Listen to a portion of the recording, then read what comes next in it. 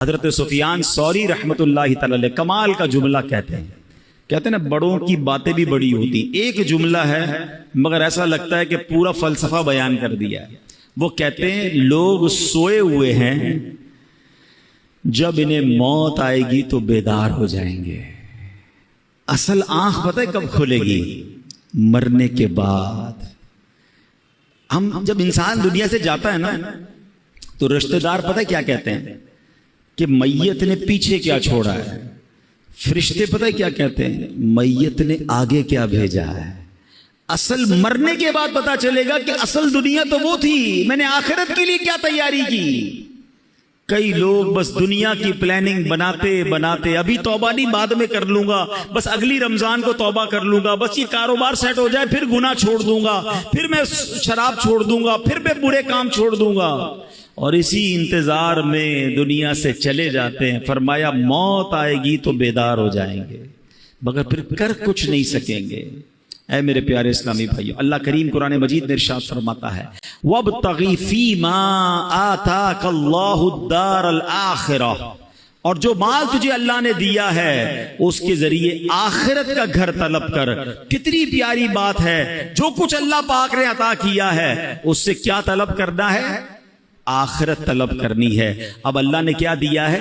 हाथ दिए हैं। इन हाथों से क्या हासिल करना है? आखिरत हासिल करनी है। मगर इन हाथों से गुनाह करके अल्लाह को नाराज कर रहे हैं। अल्लाह ने आंखें दी हैं, इन आंखों से अल्लाह को राजी करके अच्छे काम करके आखिरत तलब करनी है। मगर यही आंखें हराम देखकर अल्लाह को नाराजी वाले काम किए जा रहे हैं। ये कान अल्लाह ने दिए हैं, इन कानों से तिलावत सुनकर, अच्छी बातें सुनकर आखिरत तलब करनी है। मगर इन कानों से हम अल्लाह को नाराज करके आखिरत बर्बाद कर रहे हैं। गौर करते जाएं, जो कुछ रब ने दिया, कुरान क्या कह रहा है? जो अल्लाह ने दिया है उससे आखिरत तलब करो। मगर मुझे और आपको जो जो रब ने दिया, चाहे वो दौलत दी, सेहत दी, ताकत दी, औलाद दी, मर्तबा दिया, शोहरत दी, जो कुछ दिया वो रब ने दिया, मगर क्या मैं इससे आखिरत तलब कर रहा हूं या रब ही को नाराज कर रहा हूं? अल्लाह के प्यारे हबीब अलैहिस्सलाम फरमाते हैं, इजअलू फी बुयूतिकुम मिन स्वलातिकुम वला तत्तखिदुहा कुबूरा। फरमाया कुछ नमाज घर में भी पढ़ा करो, घरों को कब्रिस्तान न बना दो। इसका मतलब ब्यूटीफुल हाउस है, एक्स्ट्रा एम्बियंस है, शानदार फर्नीचर है, सब कुछ है मेरे और आपके घर में, स्टैंड बाय जनरेटर्स हैं, और अगर नमाज नहीं है ना तो वो घर कब्रिस्तान है। हम समझ रहे इतना लग्जरी घर को कब्रिस्तान? नबी ये पाक फरमा रहे हैं कि घर में नमाजें पढ़ो।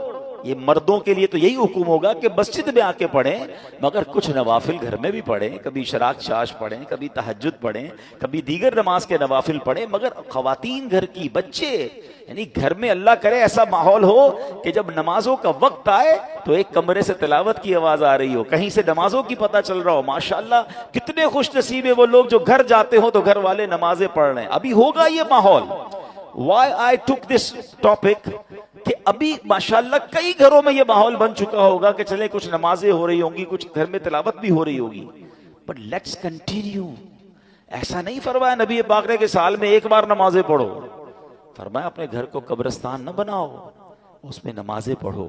ऐ मेरे प्यारे इस्लामी भाइयों, एक और जगह प्यारे आका फरमाते हैं, अक्रिमू बुयूतकुम बिबादी स्वलातिकुम, यानी कुछ नमाजों के जरिए अपने घरों की इज्जत बढ़ाओ। आप चाहते हैं ना घर की इज्जत बढ़े? आए है, जिस घर में नमाजें होती हैं, नबी पाक ने फरमा दिया तो हक है उस घर की पूरे मोहल्ले में इज्जत हो जाएगी। आज भी देखिए उलमा के घर, इमाम साहिबान के घर लोग दुआ करवाने आते हैं, घर में नमाजें हो रही हैं ना, इबादत हो रही है, अल्लाह उस घर को मुमताज कर देता है।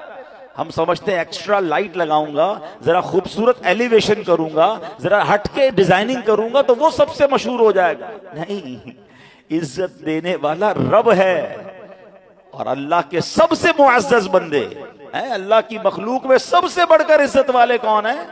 हमारे आका अलैहिस्सलाम है। वो फरमा रहे हैं कि कुछ नमाजों के जरिए अपने घरों की इज्जत बढ़ाओ। नमाज के बारे में एक और हदीस सुनो, अस्सलातु इमादुद्दीन, नमाज दीन का सुतून है। मुझे बताए ना, हमारे घर के पिल्लर निकाल दें तो घर तो गिर जाना है ना। ये तो ईमान का पिलर है।